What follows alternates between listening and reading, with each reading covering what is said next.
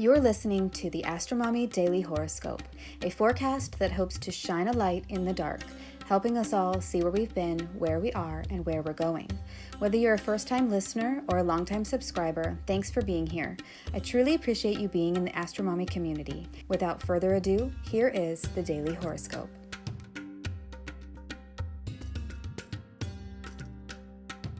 In order to get the energy to flow, we have to confront the blocks. Daily Horoscope for Wednesday and Thursday, September 20th through the 21st, 2023. Good morning, friends. Before we get into it, please check out the new referral program to earn rewards for sharing the newsletter. It really helps the community to grow. I truly appreciate you all and love that you're here. Also, the new moon word list for this month's lunar poetry ritual has been posted. If you'd like to participate this month and write a poem with us, due on the next full moon, go ahead and check that out here. And if you missed it, let me know if you'd like a card picked for you in the upcoming Fun and For You tarot card reading that I will be doing as a thank you to all of the AstroMommy Newsletter subscribers in the beginning of October. All you have to do is reply to this newsletter or send me an email to astromommyastrology@gmail.com by September 30th, 2023. Okay, let's get into the astrology. All times are in Eastern Time unless mentioned otherwise. I've boiled down the transits for the next 2 days to what I think are the most potent, so today's post will be a little bit more bite-sized and hopefully easier to swallow. Today, the moon will ingress into Sagittarius at 10:05 a.m. I had to stop writing for a moment and make myself a toasted bagel with chèvre on it. I like to mix my chèvre with a little bit of water to make it fluffy and easily spreadable, and as I was spreading the goat cheese onto my bagel, I was thinking about the day's transits. The upcoming harsh moon squares Saturn, followed by the sun trine Pluto tomorrow, and I realized something about the Sagittarius moon. She softens the hardness of life, just like the chèvre cushions the scratchy crunch of the bagel. It smooths over each bite so that the jagged edge of the bread doesn't cut my tender gums. The Sagittarius moon lightens things up with humor, faith, and belief in something bigger than ourselves, and a nice layer of hope that pads the crusty truth. Now, Sagittarius can also be really blunt and just say it like they think it is. This bagel is dry, hard, and brittle. But she also mitigates that with laughter, hope, and honesty. Ha ha! This bagel is so dry, we need something moist and warm to go with it. Some aged goat's milk should do the trick, she exclaims with a big grin that is so infectious that we can't help but get excited about the creamy cheese too. We may feel today that life is harsh, unforgiving, or limited in some way, and we may want to throw out the bagel saying, "It's too hard, I can't eat it." But I would challenge you to find a different solution. What can you add to your hard life that would bring in a little softness, a little humor, a little hope? Have you truly explored all that you have at your disposal? Did you already look in your fridge and think to yourself, "Bah, that chèvre is so crumbly, it will just fall right off. I hate dealing with chèvre." When all it would take is adding a little bit of water, a little bit of imagination, a little bit of creative thinking to make it easily spreadable. Where in your life have you been blocking yourself? The Sagittarius moon gives us hope and helps us come up from the depths of the Scorpio moon and the emotion ocean to get some air, some light, and some distance from our troubles. The square to Saturn tests our strength and our abilities to solve problems with hope and humor rather than stubbornness and contempt. On Thursday, the moon is in spontaneous, hopeful, and adventurous Sagittarius all day. The sun in practical, analytical, and methodical Virgo perfects his trine to Pluto in Capricorn retrograde, who has traveled back to 27 degrees, hitting America's natal Pluto again at 1:20 a.m.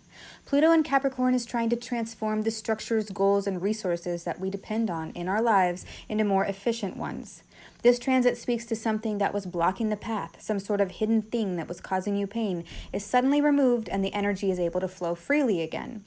It's like when a tooth breaks, but shards of it are still hidden beneath the surface, and when they begin to emerge, they cause pain and swelling. But then one day, they just come out, and all the tenderness is immediately relieved. That is what this transit may bring up, something hard and hidden like the piece of a tooth, spontaneously releasing itself, and all the worry, pain, and struggle is promptly gone. This may be especially potent for Aries and Libra rising signs, as the sun is traveling through your 6th or 12th houses, respectively, and is illuminating things that are causing you stress, and hopefully also bringing some relief. At 5:12 a.m., the moon in Sagittarius forms a square to Mercury in Virgo, and this feels like having conversations about what this Mercury retrograde was all about for you. For me, it was about dishes. The most notable thing that I reflected upon and changed in my home life was how many dishes we have and who washes them.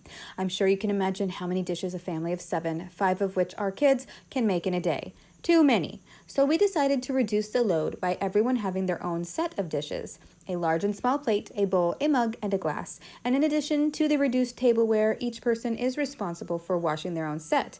Except, of course, our youngest, who is not capable of fully taking responsibility of her own dishes yet. She still needs a lot of help and supervision when washing things. This has been amazing. There are so many fewer dishes to wash, which has significantly reduced the amount of time I personally have to spend doing this chore. As a Sagittarius with a Gemini rising, honestly, the last thing I want to do is dishes. Anyway, what things did you reflect upon during the Mercury retrograde? What methods, structures, tasks, chores, systems, or groups of little things did you think about? Did you make any changes? Did you implement a new system or schedule? Today's transit, the moon in square to Mercury, may bring up those things, and adjustments may need to be made to the new flow.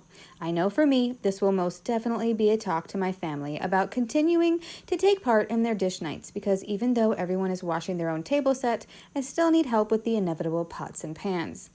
The moon and Mercury in a square can also generally indicate a time when miscommunications are more possible, so be aware of that and think before you speak.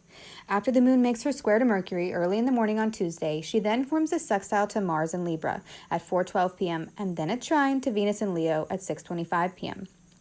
This seems like things are taking shape and getting done, and everyone is happy about it. There's a high possibility to make the day's activities fair and just, and then the evening could be filled with pleasant interactions, feel-good feelings, and beautiful, harmonious, and delightful conversations, meals, and evening activities. Let's move on to the card for the day. What is the guidance for today? 22, the Well, reversed. This deck has 24 major arcana instead of the traditional 22, the Well being one of the artist's own additions. On this card, we see a woman sitting down by a stone well. She is peering into the well and holding in her left hand a crystal pendulum. From the pendulum, a blue ribbon of energy flows. Behind the woman and the well is the side of a mountain, and in the distance, a calm sea can be seen.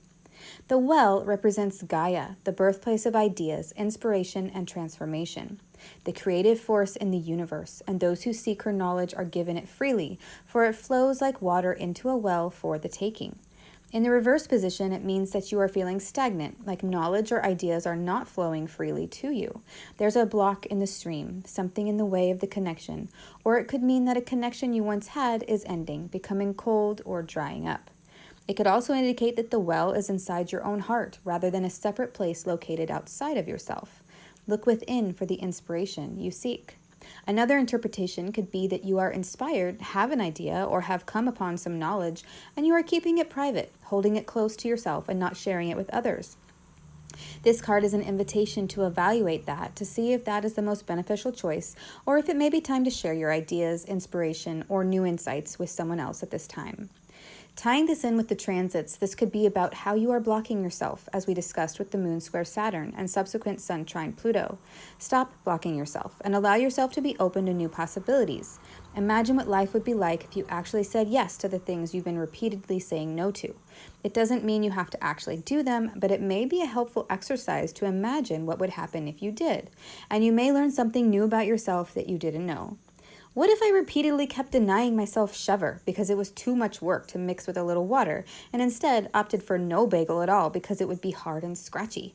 As a bagel lover, I can tell you I'd be missing out. With a little creativity and a willingness to let go of being stubborn about something, the energy usually starts to flow and we are pleasantly surprised. Let me know if this reading resonates with you in the comments. I hope this is helpful. Until Friday, AstroMommy. Thank you for reading or listening to the Daily Horoscope. Quick links and resources can be found at the bottom of the newsletter. Today's card was pulled from the Ethereal Visions Illuminated Tarot, available on Amazon. If you seek knowledge and enlightenment, the AstroMommy Newsletter may be right for you. Side effects of reading or listening to the AstroMommy Newsletter are common and include joy, jubilation, delight, happiness, gratitude, love, triumph, feeling in tune with the universe, experiencing deep insights, reflections, and contemplations, a lightened soul, a lighter step, feeling awake when others are asleep, illuminated, enlightened, having spiritual experiences, noticing repeating numbers, animals in nature, or songs on the radio that speak to you, getting vibes, clairvoyance, clairaudience, and clairsmelliance, feeling like you know secret language, biophilia, crying tears of joy, emotional literacy, feeling lively, stable, exalted, having an auric glow, or feeling like you woke up on the right side of the bed have all been reported.